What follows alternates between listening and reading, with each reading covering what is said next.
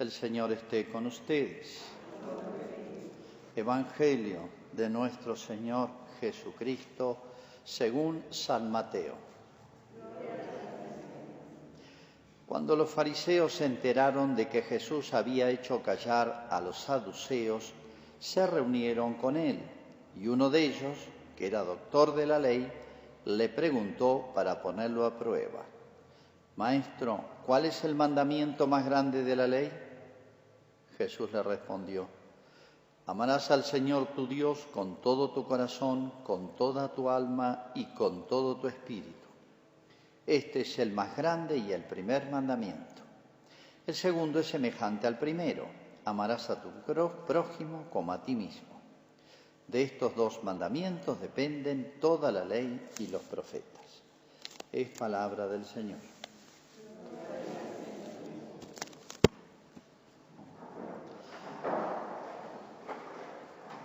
En estos días pasados hemos escuchado la noticia replicada por todos lados y me han caído miles de consultas sobre una documental que han hecho sobre nuestro Papa, en el cual él declara en un par de párrafos que él estaría de acuerdo con la legitimación de las uniones homosexuales. A muchos se les ha venido el mundo abajo. Padre, ¿cómo es esto? La Iglesia dice una cosa y ahora cambia. Realmente ha producido mucha conmoción, pero el tema es mucho más simple para resolver. Y hoy prácticamente hemos tenido la noticia, vieron que hemos estado rezando mucho por el seminario, de que la solución que se ha dado es la peor que se imaginan. Todos los seminaristas se van a sus casas. Teníamos 40 seminaristas en la diócesis, ahora no hay ninguno. Se van a su casa a buscar seguir estudiando, trabajo, novia, qué sé yo. Esto no ha pasado nunca, que yo sepa, en la historia argentina ni en la historia latinoamericana. Y la orden viene directamente del Papa. Nos sacude tal vez más que aquello, porque nos toca muy de cerca. Pero tanto la noticia anterior como esta no nos tienen que doler, sí, pero sacudir demasiado ni hacer perder la fe. Vamos a iluminar con el texto que acabo de leer lo que está ocurriendo en el mundo de hoy y va a ocurrir. Ha ocurrido, ocurre y va a ocurrir. Este texto tan lindo, cuál es el mandamiento, y Jesús habla del amor, etcétera, hay que ponerlo en contexto. Todos los evangelios que hemos estado leyendo estos últimos 3 o 4 domingos es el último día en que Cristo predicó, el martes santo. Probablemente el miércoles santo descansó, el jueves ya preparó la última cena y fue a la muerte, a tribunales y a la muerte. De manera que estos son muy importantes. Pero no solamente por eso, sino, como se los he explicado anteriormente, subió Jesús a Jerusalén. Él, en el interior, en la zona de Galilea, de los pueblitos chicos, predicó tranquilo. Pero en Jerusalén, y para colmo en la Pascua, que se llenaba de gente, tenía sus enemigos más duros. El núcleo duro, podemos decir, de sus enemigos estaba ahí. Ahí estaba el sumo sacerdote, que es como decir el Papa hoy. Y el Sanedrín, que era, por así decir, el colegio de cardenales, para hacerlo en términos modernos. Con eso se regía Israel. El sumo sacerdote y los otros miembros del Sanedrín, que ellos gobernaban, para las cosas religiosas, incluso civiles. Pero civiles ahora no, porque Roma, que había anexado Israel, le había quitado gran parte de sus potestades en el ámbito temporal, etc. Pero no es el tema. Jesús sube a Jerusalén, sabiendo lo que va a pasar y sabiendo en qué se metía. Por eso los 12 no querían seguirlo casi.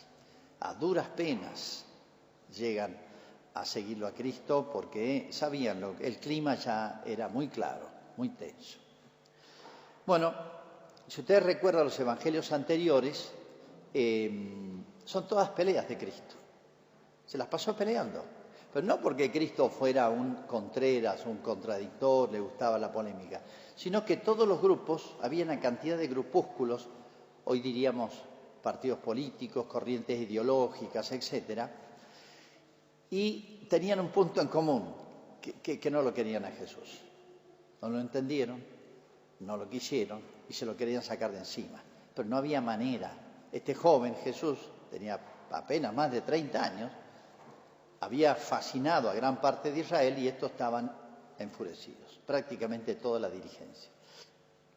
Por eso le ponen trampas, lo quieren hacer cometer delitos civiles para que intervenga Pilato, que es la autoridad civil, y lo condene, o delitos religiosos, para que el tribunal de Sanedrín, y Jesús genialmente, cada cuestionamiento que le hacen sale genialmente y los hace pasar vergüenza. Por ahí pasaron los delegados del sumo sacerdote, los miembros del Sanedrín, los escribas, fariseos, saduceos, herodianos. En este contexto se engancha este texto, que es casi de las últimas peleas. Cuando los fariseos se enteraron de que Jesús había hecho callar a los saduceos, se le fueron ellos de nuevo. Bueno, no dejan un minuto a Jesús. Realmente la paciencia que ha tenido, no solamente en los tribunales, cuando ya lo toman preso, en la pasión, sino ya viene de antes. Esto es para sacar de quicio a cualquiera. Yo si fuera Jesús realmente no sé qué les hubiera hecho. Pero bueno, y acá Jesús, fíjense en este texto, si no uno lo ve en todo el contexto de este clima enrarecido, turbio, y sobre todo este gran intento de Jesús ha sido explicar lo que es la verdadera religión y por qué todos estos grupos se oponen a Cristo. Que cuestionen a Herodes, Pilatos, etcétera, Caifás, Anás, habrían muchas razones, pero agarrárselas con Cristo. Realmente esto no.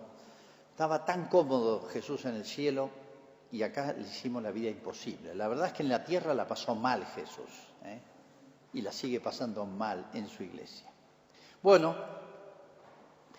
este párrafo viene a atender una trampa. Se van como turnando, esperan a ver y se preparan, todos contra Jesús solo, Él contra todo el mundo.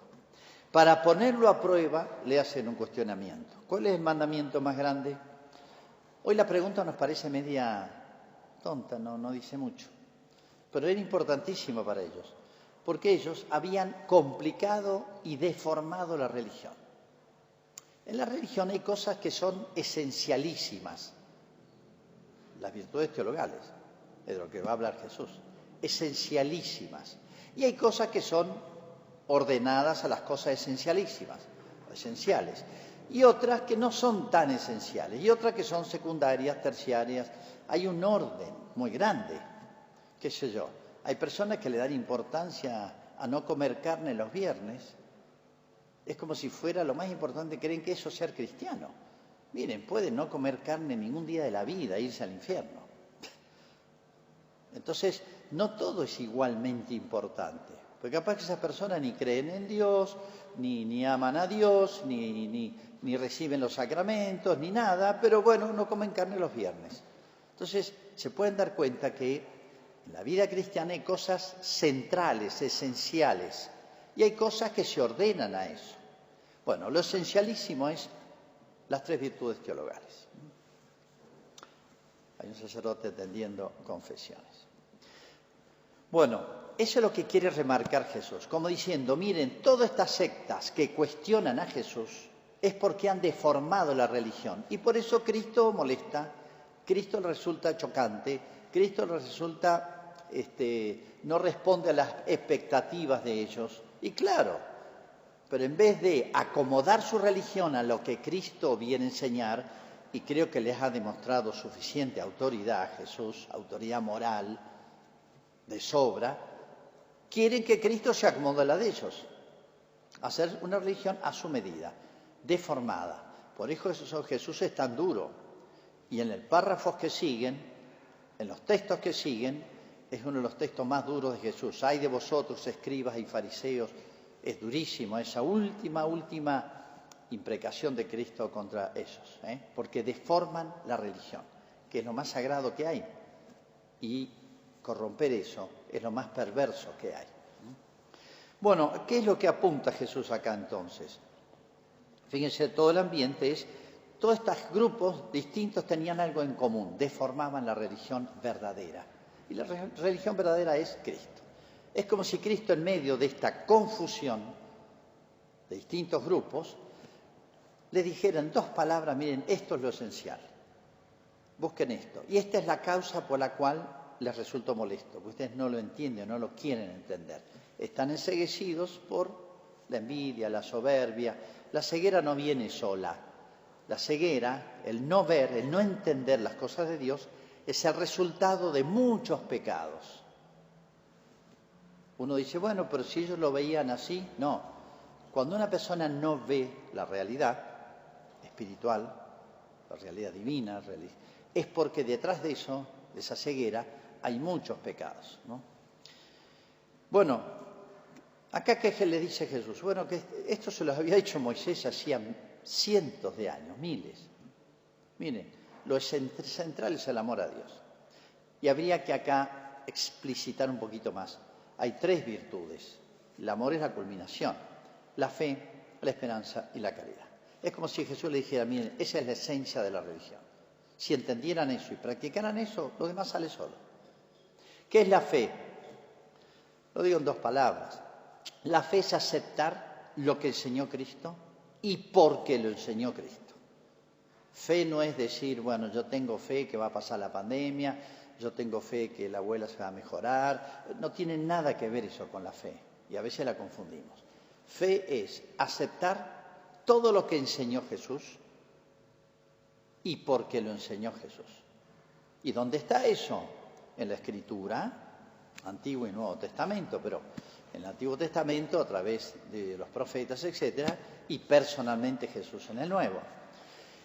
Y en lo que le enseñó personalmente Jesús a los apóstoles y lo transmitieron, y es lo que se llama la tradición. Eso quedó plasmado en, especialmente, grandes referentes, se llaman los padres de la Iglesia, que son los grandes santos de los primeros siglos, y los doctores de la Iglesia. Pero bueno, puede haber algún tema que no esté claro, porque sea un tema nuevo, que se plantee. Entonces, para eso está el magisterio de la Iglesia, que va enseñando, que va resolviendo cuestionamientos y dudas. Por eso la Iglesia tiene 2000 años. Y en 2000 años ya prácticamente no queda ni un tema por tratar o resolver que no ya esté resuelto. De manera que, y ahí vamos a tener la clave para resolver los temas de hoy. Bueno, ¿qué le dice Jesús? Miren, lo importante son las virtudes teologales. Primero, aceptar lo que yo estoy enseñando porque tengo autoridad para enseñar. Eso es la fe. Fe es, o creer, es eso. Segundo lugar, la esperanza. ¿Qué es la esperanza? Es apuntar toda la vida hacia el reino de los cielos, hacia Dios, hacia el más allá, hacia la otra vida. Dicho en 2 palabras, el reino de los cielos. Y en tercer lugar, la caridad, que es como la culminación, que es la amistad con Dios. La amistad con Dios, que es ese amor mutuo con Dios.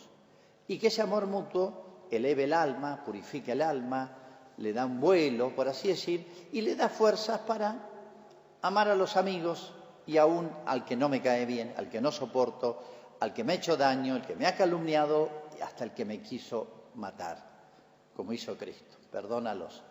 No porque lo merezcan. Dios jamás me pide que el hombre insoportable, que el hombre injusto, que el hombre que comete injusticias con los demás, yo diga, este tipo es buen tipo, este tipo es justo. Dios no me pide jamás. Eso sería antinatural y monstruoso. Yo puedo decir, este tipo que es injusto, que es insoportable, que es idiota, Señor, Dios no me pide que deje de pensar eso. Sí, pero porque Dios me lo pide, aguantarlo aunque sea idiota, aunque sea injusto, para darle una oportunidad y que deje de serlo, no para fomentarle su injusticia. Dios no me pide que yo diga que es blanco lo que es negro, sino que lo acepte porque no acepte su mal, acepte su persona, porque todavía hay posibilidades del cielo. Eso es la caridad. El tema da para mucho más, pero dejémoslo ahí. Entonces, en medio de este martes santo, que hay que leerlo de corrido, todas las enseñanzas de Jesús, nos encontramos con esta perlita, como diciendo, miren, les voy a decir en 2 palabras en qué consiste la verdadera religión. Agárrense a esto y déjense de tontear en 1000 grupos que deformaron la religión y por eso lo juzgan a Cristo, lo condenan y lo ejecutan. Pero bueno, vamos a iluminar un poquito el momento presente. En primer lugar, lo que planteaba estas presuntas afirmaciones del Papa. No se pongan a investigar a quién se lo dijo, cuándo lo dijo, dónde está el texto, en qué contexto, qué palabras usó, con qué intención. Miren, déjenle a Dios eso, no se hagan problema. Primero porque no lo uno no puede estar haciendo un estudio así de cada afirmación que haga el Papa, que haga la Santa Sede, que haga un cardenal, que haga una conferencia episcopal, que haga un obispo, que haga un cura. No. La Iglesia, cuando hay un tema que a uno lo sorprende porque dijeron, que dicen, que habían dicho tal cosa, en general llega a través de los medios, miren, ese tema, investiguenlo en lo que dice la Iglesia. La Iglesia tiene 2000 años. La Iglesia no se basa en lo que dice, como a veces pasa en la política, lo que dice el presidente, lo que dijo ayer, o lo que dijo el ministro de Economía, que va a tomar el plan de emergencia para la Argentina. Sí, ahí estén, o cuánto está el dólar blue, hoy, mañana, el lunes. Eso sí tiene que estar al día. Pero cuando se trata de la Iglesia, tiene 2000 años. Vamos a lo que enseñó Cristo. No hay tema que en 2000 años no esté ya aclarado, súper aclarado. Padre, pero entonces el matrimonio, miren, abran el Génesis, primer libro de la Escritura, escrito 1500 años antes de Cristo, dice Dios lo hizo varón y mujer y los unió. Ya está, para un cristiano ya está resuelto el tema. No es que lo esté revisando la Iglesia todos los meses, todos los años, ni las décadas, ni los papas. Si un cura, o un obispo, o el Papa, miren lo que estoy diciendo, dicen los periodistas que dijo, bueno, no sé, no me interesa eso, lo juzga Dios. Pero no, a mí me interesa lo que dice la Iglesia. Y la Iglesia, repito, tiene sus referentes, son los documentos oficiales y son los doctores y los maestros y es la Escritura. Pongo un ejemplo, por si no soy claro. Ya desde el principio de toda la historia de la Iglesia, el sacerdocio solamente lo reciben los varones y el diaconado, ¿no? Bueno, 2 o 3 veces en la historia se ha planteado el tema, pero enseguida se ha eliminado, porque está muy claro en la Escritura. De hecho, en la costumbre de la Iglesia, jamás una mujer fue ordenada.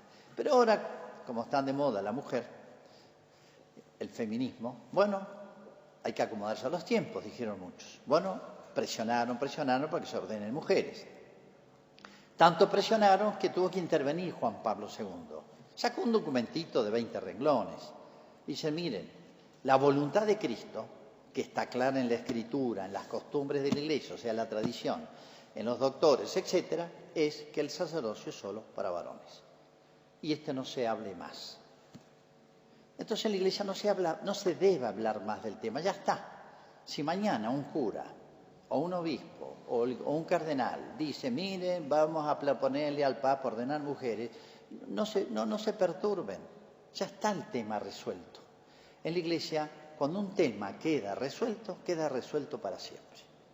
Porque cuando se resuelve un tema, no es del momento, se estudian de ahí para atrás lo que dijo Cristo, a través de 100, 200, 300, 500 o 1000 años. Por ejemplo, no quiero demorarlos en esto, pero entre el año 300 y casi 500 hubieron muchísimas polémicas para resolver con qué términos se explicaba la encarnación. Cómo en Jesús había la divinidad y la humanidad unidas. Y por qué y cómo era el tema de la Trinidad. Cómo son 3 y es uno solo. Son temas sumamente difíciles, arduos.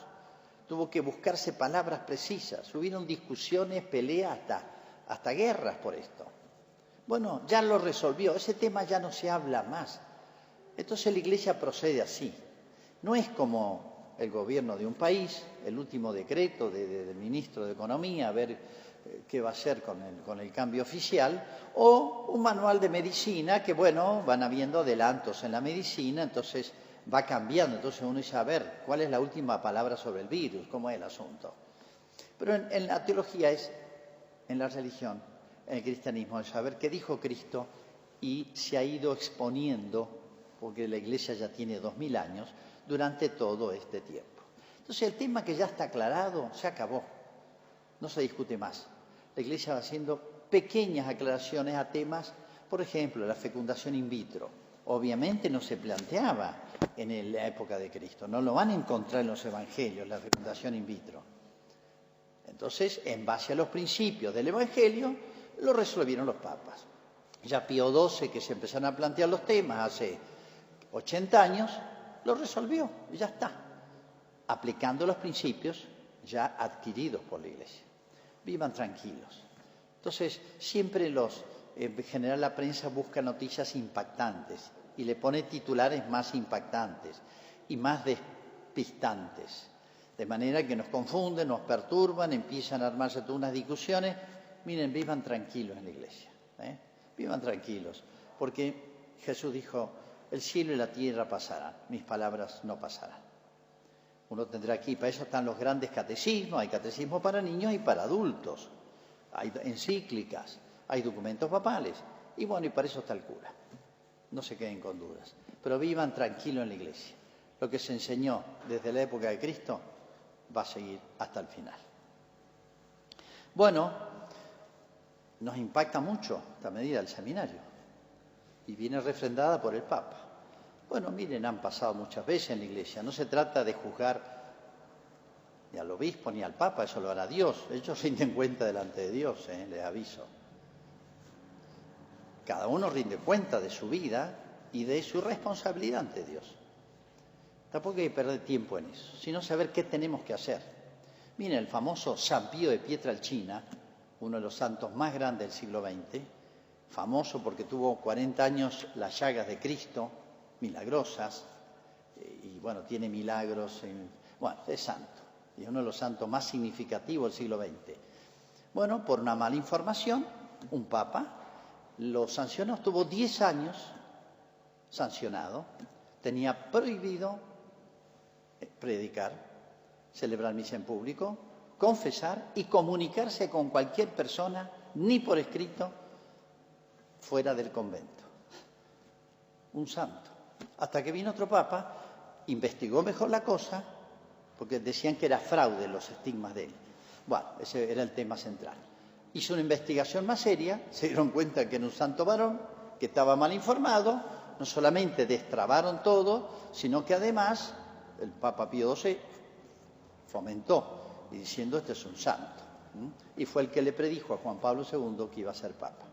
Lo mismo pasó con Faustina Kowalska, la del Jesús de la Divina Misericordia, hasta que vino un Papa que era polaco y leyó los escritos en polaco, porque en Roma estaba prohibido todo lo que viniera de Faustina Kowalska. Destrabó todo, la beatificó, la canonizó y difundió. ¿Pasa eso?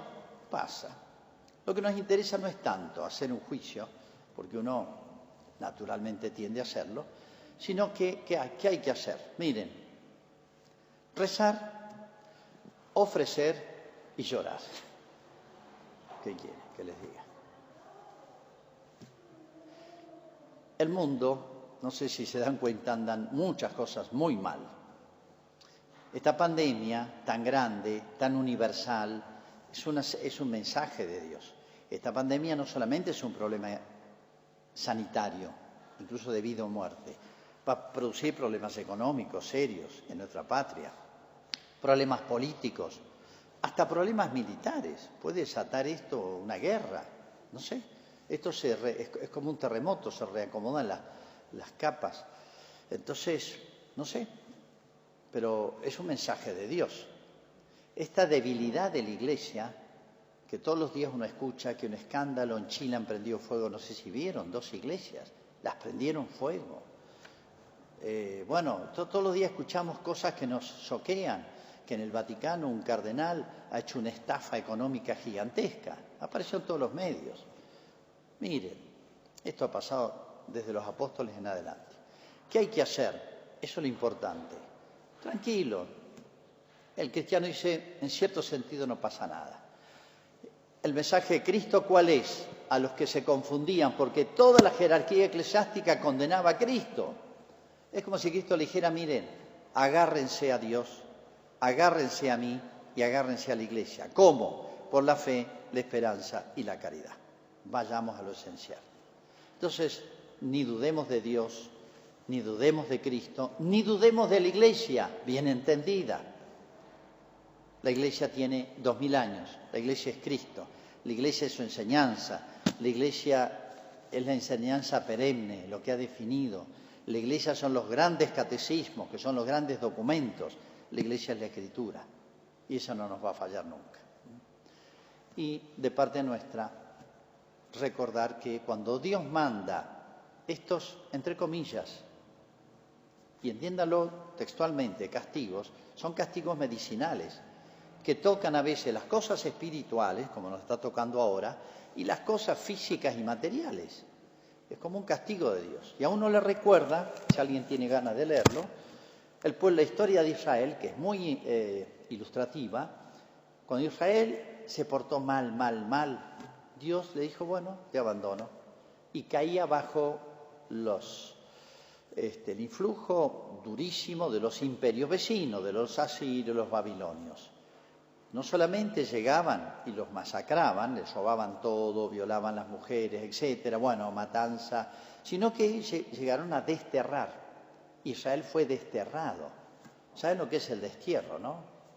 Los toman, llevan toda la familia a 1000 kilómetros y es un despojo terrible. Israel sufrió enormemente los destierros. Y el destierro lo sufrían los buenos y los malos. Cuando un pueblo de alguna manera es culpable, bueno, los malos sufren para convertirse, porque las pruebas nos mejoran o nos empeoran, pero no nos dejan iguales. Las pruebas las manda Dios para que reaccionemos, no nos hundamos más como estamos haciendo en la Argentina y en el mundo. Para que reaccionemos bien, no nos van a dejar igual. Los malos tendrán la oportunidad de pensar, reflexionar, y los buenos, o los que se consideran buenos, o que tienen fe, o que encaran bien, o que buscan a Dios, o que sufren por esto, bueno, su dolor vale más que el del otro. Su dolor repara las faltas propias y las ajenas. Entonces, estas grandes pruebas espirituales, materiales, hasta físicas, yo diría, todas estas grandes pruebas, no perdamos la oportunidad de que nos sirvan al alma y sirvan a otros, y sirvan a la patria y sirvan a la Iglesia. Sobre todo cuando está en juego lo más sagrado de un pueblo, que es el sacerdote, el sacerdocio. Porque nosotros ya nos queda poco, nos vamos, y bueno, el mundo sufre hambre espiritual. Como decía la Sagrada Escritura, los niños pidieron pan y no había quien se los diera. Un mundo sin sacerdotes es un mundo que pide pan de Dios, la palabra de Dios, la presencia, los sacramentos, y no habrá quien se los dé. Así que este dolor nos haga crecer, le sirva a la Iglesia y le sirva a la patria.